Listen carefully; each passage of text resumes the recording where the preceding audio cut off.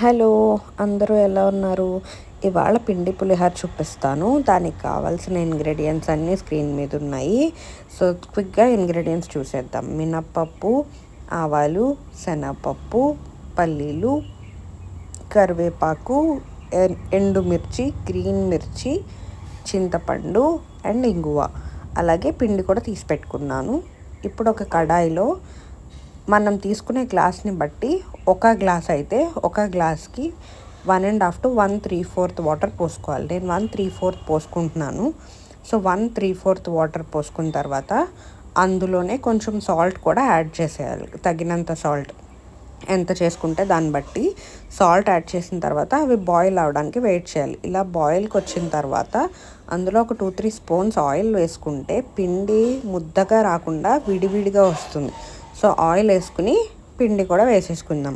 పిండి వేసేసుకుని దోరగా కలుపుకోవాలి, లేదంటే ఉండల్లా ఉండిపోతుంది.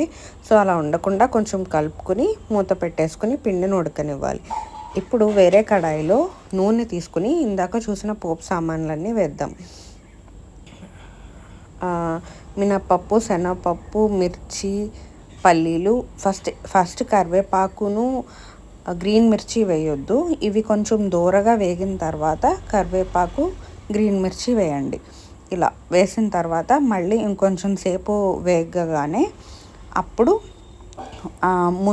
ముందుగానే చింతపండు నానబెట్టి పెట్టుకోండి. దీనికి సరిపడా చింతపండు.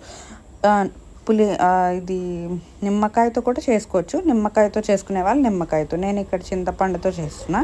సో నానబెట్టుకున్న చింతపండు పులుసు అందులో పిండేసి అది కొంచెం ఒక ఉడుకు రాగానే ఇలా మంచిగా ఉడుకు రాగానే అందులో కొంచెం పసుపు దాన్ని కలిపేసి వెంటనే పంచదార, కొంచెం జస్ట్ చిటికెడు పంచదార వేసి కలుపుకుని ఆ పంచదార కొంచెం కరిగిపోయేదాకా ఒక 2-3 నిమిషాలు కలుపుకోగానే ఇందులో మనం ఇందాక పిండి పెట్టుకున్నాం కదా, అది అయిపోగానే కట్టేసుకుంటే ఇలా అవుతుంది. దీన్ని మంచిగా కలుపుకుని చూడండి ఎంత పొడిగా వచ్చిందో. మంచిగా కలుపుకుని అందులో వేసేసుకుని ఫుల్ కలిపేసుకుంటే అంతే, వేడి రవ్వ పులిహోర రెడీ. ఇందులోనే కొంచెం కలుపుకొని బాగా ఆయిల్ కావాలంటే ఆయిల్ యాడ్ చేసుకోవచ్చు, లేదు ఆయిల్ తక్కువనే తింటాము అంటే ఇలాగే ఉంచుకోవచ్చు.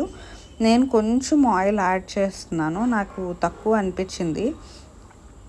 కొంచెం ఆయిల్ యాడ్ చేసుకుంటే టేస్ట్ కూడా బాగుంటుంది, అందుకని కొంచెం ఆయిల్ వేసాను అంతే. Thank you. Subscribe to my channel.